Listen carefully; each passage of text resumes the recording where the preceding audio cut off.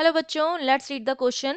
The question is, an open pipe is suddenly closed at one end with the result that the frequency of third harmonic of the closed pipe is found to be higher by 100 Hz than the fundamental frequency of the open pipe. Open pipe की fundamental frequency से close pipe की जो third harmonic की frequency है वो 100 hertz ज्यादा आई है, मतलब दोनों की फ्रीक्वेंसी में जो डिफरेंस है वो 100 हर्ट्ज हमें दे रखा है फंडामेंटल और थर्ड हार्मोनिक की। The fundamental frequency of the open pipe is, तो हमें क्या करना है, उस ओपन पाइप की फंडामेंटल फ्रीक्वेंसी कैलकुलेट करनी है। तो देखिए इस क्वेश्चन के लिए जो की कॉन्सेप्ट हमें पता होना चाहिए, हम जानते हैं कि अगर हम बात कर रहे हैं ओपन और क्लोज पाइप की, तो क्लोज पाइप तो क्या होता है, एक एंड पर क्लोज और एक एंड पर ओपन, इस तरह से होता है। और ओपन पाइप हमारा क्या होता है, जो दोनों एंड से ओपन होता है। ठीक है, ओपन एंड हमेशा एंटी नोड बनता है, तो यहाँ भी एंटी नोड बनेगा, यहाँ भी एंटी नोड बनेगा। क्लोज एंड पर हमेशा नोड बनता है। तो अगर मैं इसका फंडामेंटल बनाऊं क्लोज पाइप का, तो कुछ इस तरह से बनता है।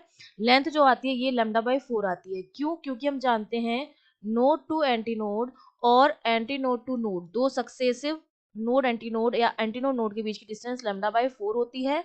और antinode to antinode या नोड टू नोड जो दो सक्सेसिव होते हैं उनके बीच की डिस्टेंस λ/2 होती है। यहाँ पर जब मैं बनाऊंगी तो ये देखिए कुछ ऐसा बनेगा।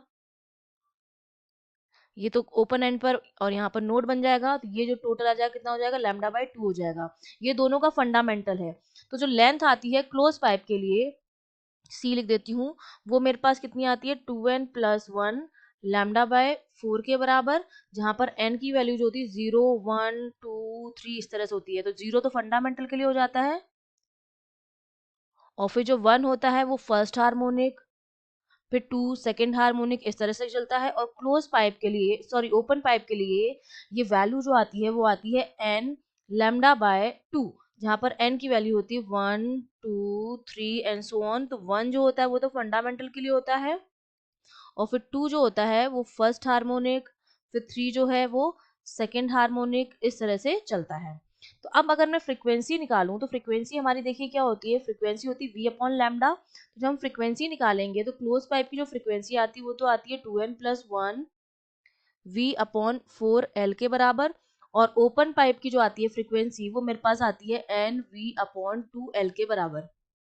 ठीक है, अब हमें ओपन ऑर्गन पाइप की अगर फंडामेंटल फ्रीक्वेंसी निकालनी है, तो इसके लिए ओपन के लिए निकालनी है फंडामेंटल फ्रीक्वेंसी। तो n की वैल्यू कितनी हो जाएगी, 1 हो जाएगी। अगर मैं फंडामेंटल की बात कर रही हूँ तो एफ ओ फॉर फंडामेंटल वो हो जाएगा मेरा v/2l। ठीक है, उसकी फ्रीक्वेंसी हमने मान ली है, सपोज n है।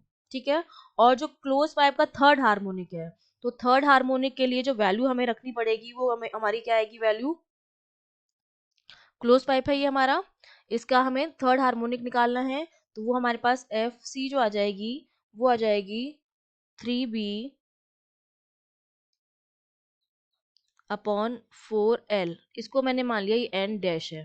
ठीक है, अब दोनों में जो डिफरेंस हमें दे रखा है वो कितना दे रखा है हमको difference, n minus N dash जो है, एन डैश सॉरी बाद में वो क्लोज पाइप बन गया है, तो एन डैश माइनस एन जो है वो आपको 100 हर्ट्ज दे रखा है क्वेश्चन में। ठीक है, अब मुझे वैल्यू पुट करनी है। एन डैश मेरा कितना था, 3b/4l, माइनस लेंथ तो सेम रहेगी क्योंकि पाइप सेम था, और इसका कितना था v/2l इक्वल्स टू 100 हर्ट्ज। ठीक है, इसको जब हम सॉल्व करेंगे तो ये मेरा बन जाएगा v/4l के बराबर, जो मेरा 100 हर्ट्ज आया है। तो v/4l को मैं क्या लिख सकती हूँ, v/2l into half equals to 100 hertz, ऐसे लिख सकती हूँ मैं इसको। ये 2 इस तरफ जाएगा तो v/2l जो है वो मेरा आएगा 200 हर्ट्ज के बराबर। और v/2l जो है वो मेरा क्या था, फंडामेंटल फ्रीक्वेंसी थी। ये मेरी क्या थी, फंडामेंटल फ्रीक्वेंसी थी। ओपन ऑर्गन पाइप की वही हमें कैलकुलेट करनी थी, तो वो हमारी कितनी आ गई है, 200 hertz. That means A option is correct.